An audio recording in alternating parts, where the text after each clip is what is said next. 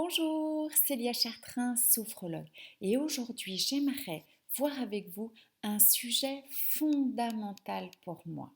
En fait, c'est que nos pensées dirigent notre humeur et nos actions.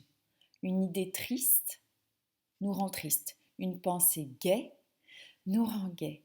Une pensée de peur ou d'angoisse nous rend complètement affaiblis. Et selon l'intensité de l'idée, l'impact sur notre vie est considérable. Par conséquent, plus notre cerveau multiplie les pensées négatives, plus il nous ferme les portes et nous décourage. Mais plus notre cerveau multiplie les pensées positives, plus il nous ouvre les portes et plus il nous encourage. Donc, pouvoir choisir ses idées est capital si on veut vraiment être heureux. Choisir ses idées, c'est 1. Tout d'abord, prendre de la distance avec ses idées et ses jugements.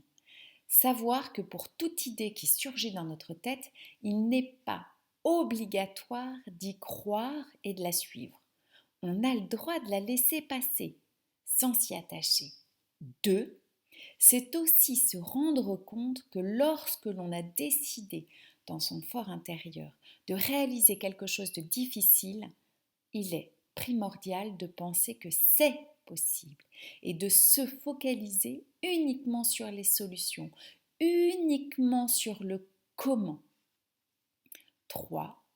Qu'à chaque pensée négative, il est urgent de rétablir l'exact équilibre pour développer une vision plus juste et plus concrète des choses. C'est-à-dire que si vous pensez quelque chose de négatif, dans la seconde qui suit, vous pensez l'exact contraire. Par exemple, c'est sûr ça va rater. Tout de suite vous réagissez, mais il y a aussi une possibilité que ça réussisse. C'est sûr, il m'aime pas. Oh, il y a aussi une possibilité qu'il m'aime. Lorsque vous pensez oh, c'est ultra grave. Oh, il y a aussi une possibilité que ça ne soit pas grave. Et c'est seulement ainsi que nous allons pouvoir avancer dans la direction que nous avons choisie en arrêtant de tourner en rond.